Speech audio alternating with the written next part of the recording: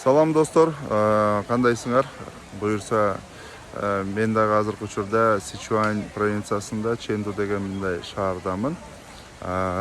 Дохуа деген өзгөчөлүү белгилүү болгон өздөрүнүн тиги 8-кылымда жашаган акыны болгон экен. Ошол акынын үйү, ошол паркында турам.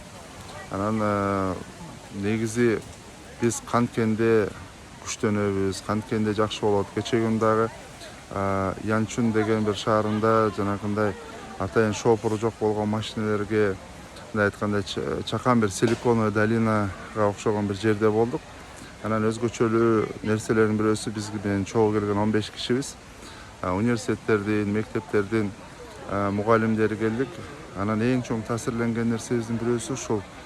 Биз дагы технологияга, мындай айтканда технологиялык грамотаны дагы өздөштүртүп, балдар кыздарыбызды дүйнөлүк кылып, таланттарын өздөштүртүп, мындай айтканда балдардын ар бирөөнүн таанып, жөндөмдөрүнө жараша багыт берип, анан мындай бир нерсе менен чектебегенге аракет кылсак деген бир ой келди. Ошону мен силер менен бөлүшөйүн дедим. Рахмат.